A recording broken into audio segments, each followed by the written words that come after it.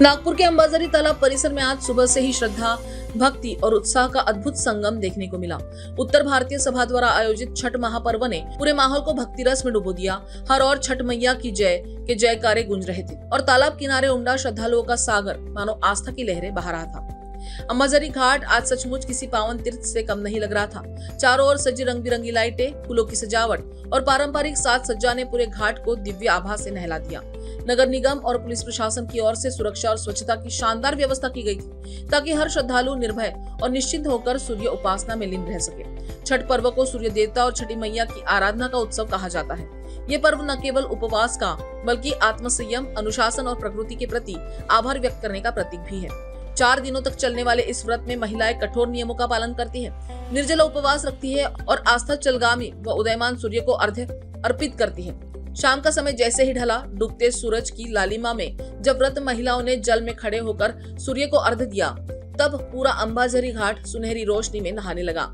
चारों तरफ दीपों की लौ चमक उठी, लोकगीतों की मधुर ध्वनि गूंजने लगी और उस क्षण लगा मानो स्वयं प्रकृति भी इस पूजा में शामिल हो गई।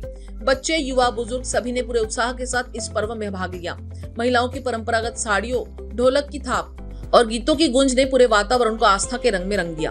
नागपुर में यह आयोजन न सिर्फ एक धार्मिक परंपरा का प्रतीक था बल्कि उत्तर भारतीय संस्कृति की जीवंत झलक भी पेश कर रहा था। यहाँ परंपरा और आधुनिकता का ऐसा सुंदर संगम देखने को मिला जिसने साबित कर दिया कि नागपुर अब सिर्फ औद्योगिक शहर नहीं बल्कि सांस्कृतिक एकता का केंद्र भी बन चुका है। हिंदू धर्म में छठ पूजा का विशेष महत्व है। यह व्रत हिंदू धर्म के सभी व्रतों में से सबसे कठोर व्रतों में से एक माना जाता है। इस पर्व में भक्त सूर्य देव और छठी मैया की आराधना करते हैं।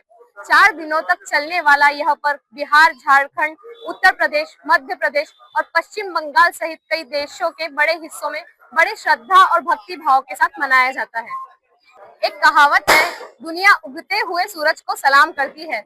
एक कव्वाली भी इसी में सुनी है कि चढ़ता सूरज धीरे धीरे ढलता है, ढल जाएगा। यूरोप और अरबों के देशों में शायद इस डूबते हुए सूरज को अशुभ माना जाता होगा, लेकिन हम भारतवासी ऐसा नहीं मानते। हम डूबते हुए सूरज को भी पूजते हैं क्योंकि हमारे लिए सूर्य देवता है और दिशाओं के बदलने से देवता के प्रति भाव नहीं बदलता। हर साल दिवाली के 6वें दिन करीब 30 करोड़ भारतवासी अस्त होते हुए सूर्य देव को अर्घ्य देकर नमन करते हैं और अगले दिन सप्तमी तिथि को उगते हुए सूर्य को अर्घ्य अर्पित करते हैं। भारत की नस नस में बसने वाला यह पवित्र त्योहार छठ पूजा कहलाता है। छठ पूजा की शुरुआत कब, कहां और कैसे हुई, यह ठीक बताना आसान तो नहीं, लेकिन कुछ पौराणिक कथाओं के अनुसार छठ पूजा का संबंध महाभारत काल से भी जोड़ा जाता है। कहा जाता है कि माता कुंती ने अपने युवावस्था में सूर्य देव की उपासना की थी। उनकी आराधना और तपस्या से प्रसन्न होकर सूर्य देव ने उन्हें एक तेजस्वी पुत्र कर्ण का वरदान दिया, जो बाद में अपनी वीरता, दानशीलता और तेजस्विता के लिए प्रसिद्ध हुआ। इसी प्रकार अन्य प्राचीन ग्रंथों और लोक कथाओं में भी सूर्य उपासना का उल्लेख मिलता है। क्या आप जानते हैं छठ माता कौन थी? जहाँ तक छठ माता की बात है, उनके बारे में धारणाएं प्रचलित है। पुराणों में नवरात्रि में पूजे जाने वाली माँ कात्यायनी को ही छठ माता कहा गया है। सनातन धर्म के अनुसार वे भगवान ब्रह्मा की मानस पुत्री है। छठ पूजा हमें सिखाती है, सूर्य की तरह उज्जवल बनो और अपने जीवन में अनुशासन, संयम व पर्यावरण के प्रति सम्मान बनाए रखो। अंबाझरी तालाब पर गूंजे ये जयकारे सिर्फ भक्ति के स्वर नहीं थे, ये भारत की विविधता में एकता का संदेश भी दे रहे थे। छठ मैया के गीतों में बसी है वो आस्था जो पीढ़ियों से संस्कार बनकर बहती आई है। हमारे साथ यहाँ पर संजय जी सिन्हा मौजूद है, जो कि भाजपा के पूर्व अध्यक्ष रह चुके हैं। यहाँ पर छठ मैया के पावन अवसर पर सर आए हैं, हम इनसे बात करते हैं। सर, कैसा लग रहा है आपको आज छठी मैया का? देखिए, ये लोक आस्था के इस महापर्व में मैं आपको सबसे पहले हमारी एक गायिका है, लोक गायिका जिन्होंने इस पर्व को जन जन तक पहुँचाया, शारदा सिन्हा जी, मैं उन्हें अपनी श्रद्धा सुमन अर्पित करता हूँ। ये पर्व बाकी त्योहारों से अलग है। सभी दिवाली, दशहरा, बाकी सभी धर्म अपने अपने त्योहार मनाते हैं, लेकिन इस त्योहार को सभी धर्म के लोग मनाते हैं।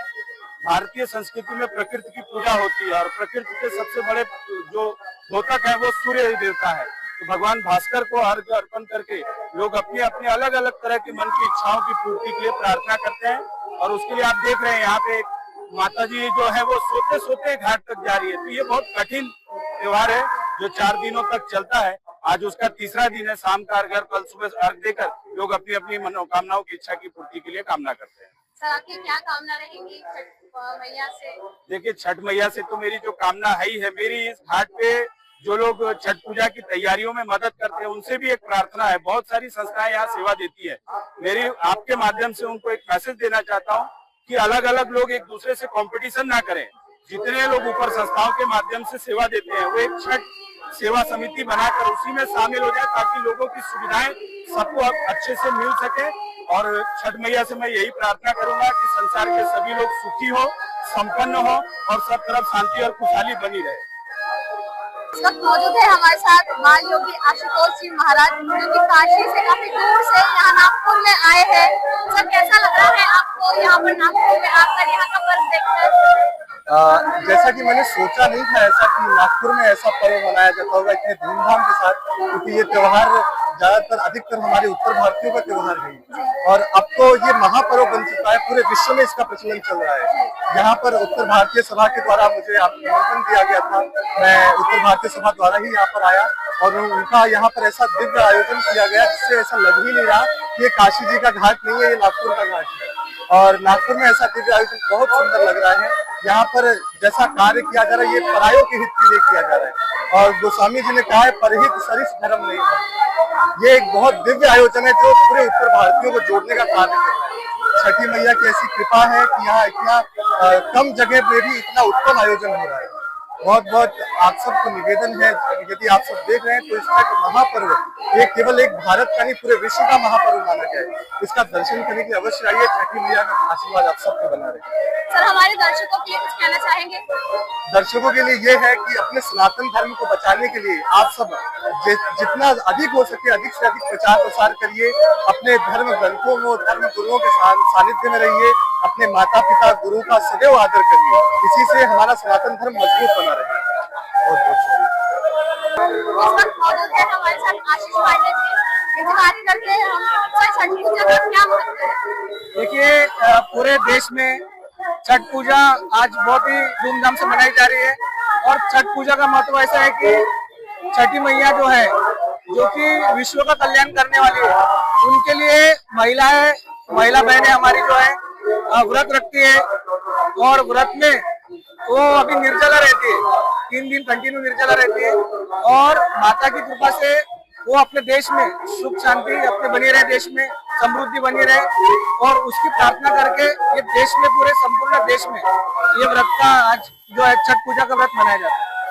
सर आपके लिए कैसी आस्था, कैसा महत्व रहा है छठ पूजा? देखिए, नागपुर शहर में अनेक स्थानों पर छठी माता की पूजा होती है। उसी के एक आज हम लोग यहाँ पर अंबाझरी तालाब में खड़े हैं भैया। कैसा लग रहा है मैम आज छठी माता का जो पर्व है इतना धूमधाम से मनाया जाता है? बहुत अच्छा लग रहा है। मैं बिहार से ही हूँ और मैं बहुत मानती हूँ छठी माँ को और मैं बहुत दूर से आई हूँ यहाँ पे अर्घ देने के लिए। क्या उनकी बहुत मान्यता है। शाम पे अर्घ की भी और सुबह पे अर्घ की भी बहुत मान्यता है। आप कैसे मनाते हैं इस पर्व को, कैसे देखते हैं आप? इसको बहुत अच्छा लगता है ये पर्व मनाना और मैं हर साल आती हूँ यहाँ पे पूजा करने। कहाँ से आए हैं? मैं वाघोड़ा से। छठ पूजा हमें सिखाती है कि प्रकृति ही हमारा सच्चा देवता है। यह त्योहार आस्था, अनुशासन, सम्मान का प्रतीक है। सूर्य को अर्घ देकर हम जीवन में नई प्रकाश, ऊर्जा और उम्मीद का स्वागत करते हैं। यही संदेश देता है छठ पर्व, जो भक्ति और प्रकृति का सुंदर संगम है। ऐसी खबरों के लिए बने रहिए हमारे साथ, देखते रहिए न्यूज़ फर्स्ट नागपुर। नागपुर से संवाददाता सोनाली समुद्रे की विशेष रिपोर्ट। हमारा हर शब्द समाज की आवाज, हमारी हर पहल निष्पक्षता का कदम। आपकी हर समस्या में आपसे पहले दिखेंगे हम हैं न्यूज फर्स्ट। ईश्वर का सच, हमारा साहस और आपका विश्वास। सच, साहस और विश्वास। अगर आप ये वीडियो YouTube पर देख रहे हैं तो हमारे चैनल को सब्सक्राइब कर बेल आइकन दबाएं।